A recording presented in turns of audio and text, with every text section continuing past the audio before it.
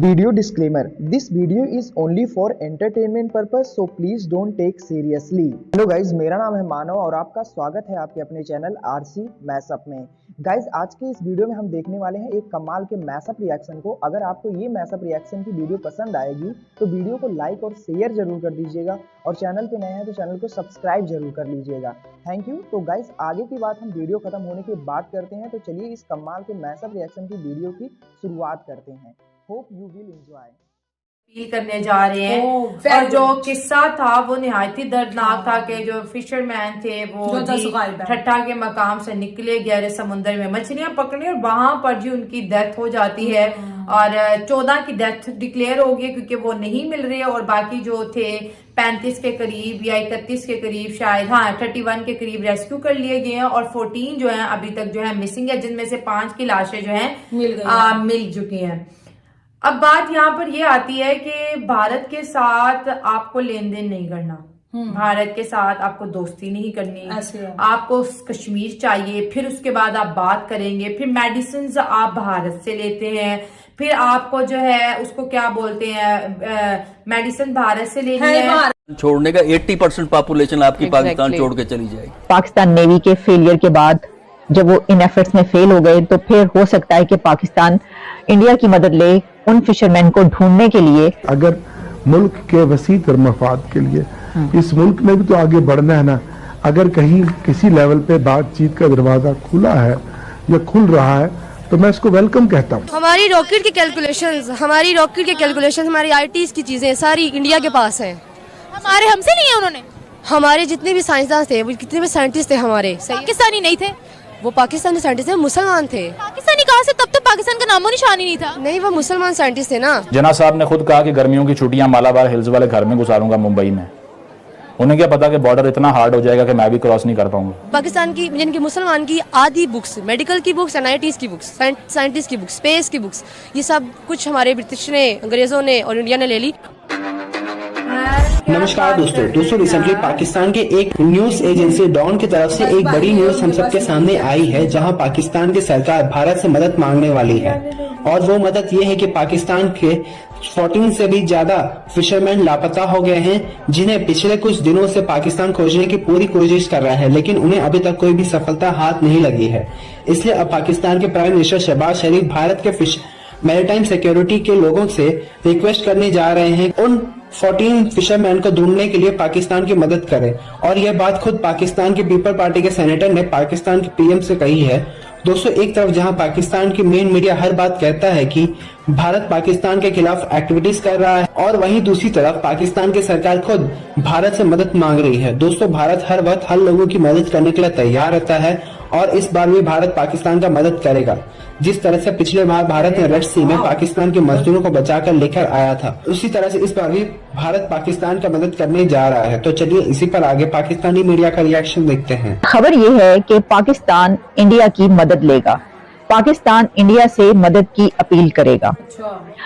Don ने ये publish किया है कि पाकिस्तान के प्राइम मिनिस्टर अब इंडिया से मदद के लिए कहेंगे कि आप हमारी मदद करें इस सिलसिले में, इस इश्यू में। वो इश्यू क्या है वो आपके सामने रखते हैं।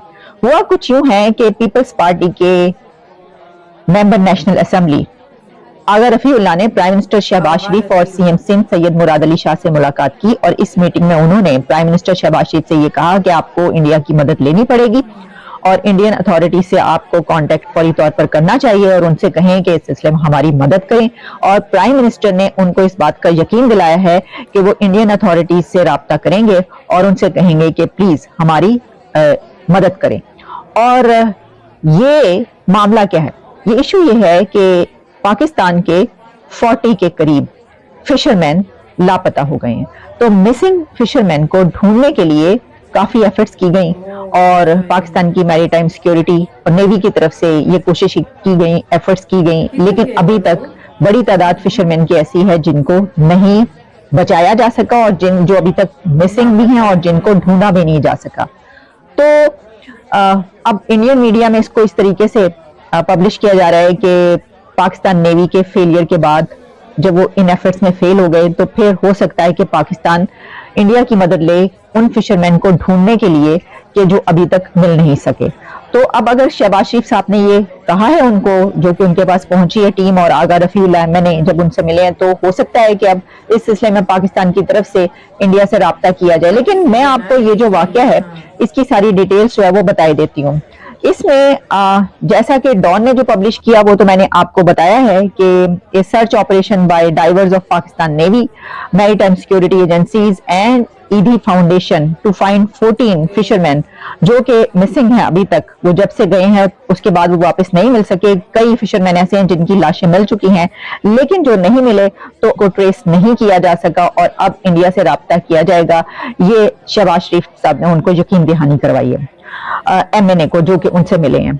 अब इसके अंदर ये है कि ईडी फाउंडेशन भी जब इस सिलसिले में, बड़ी ईडी फाउंडेशन बहुत ज्यादा सबसे आगे इसमें हम देखते हैं कि जो फाउंडेशन काम करती है वो ईडी फाउंडेशन है, या फिर जाहिर है कि पाकिस्तान नेवी ने इस सिलसिले में एफर्ट्स कर ली हैं, अपनी पूरी कोशिशें कर ली हैं, लेकिन अब जबकि उसमें कामयाबी हासिल नहीं हो सकी पाकिस्तान नेवी को, तो वो इंडियन नेवी से ये कहेंगे, इंडियन मैरीटाइम सिक्योरिटी से ये कहेंगे कि आप हमारी मदद करें।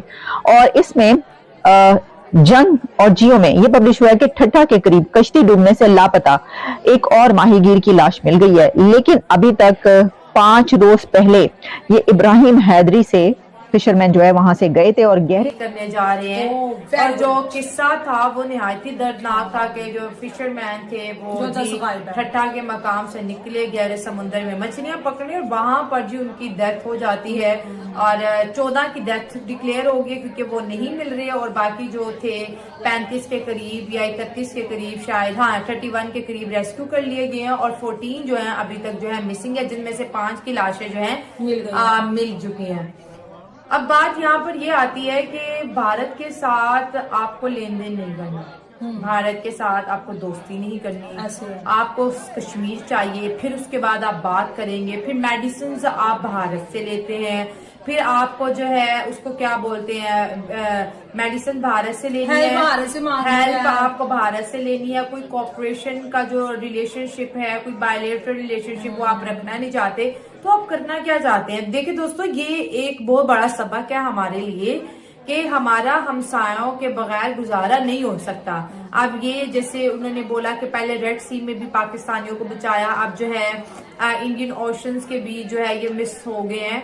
तो देखिए आपने हेल्प के लिए इंडियन नेवी को बुलाया और इंडियन नेवी की परफॉर्मेंस की अगर बात करें तो वक्त के साथ साथ इंडिया की नेवी ने खुद को बहुत इम्प्रूव किया है। जहां पर कभी रशिया अमेरिका से मदद मांगी जाती थी, अब लोग किससे मांगते हैं?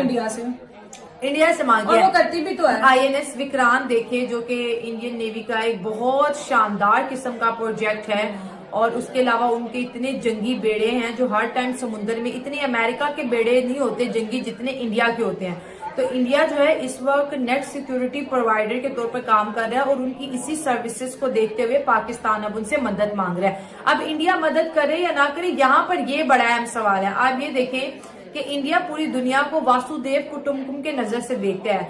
इंडिया पाकिस्तान से बात करे या ना करे, पाकिस्तान के साथ ट्रेड करे ना करे, एक नॉर्मल सिचुएशन है। लेकिन जहां पर इमरजेंसी की बात है, definitely Indian navy rescue operation करेगी क्योंकि यहाँ पर जो है किसी जगह आ रहा है कि 4 डेड बॉडीज मिली है, किसी जगह आ रहा है 5 मिल रही है, तो ओवरऑल 10 अगर मैं कहूँ कि पर्सन मिसिंग है।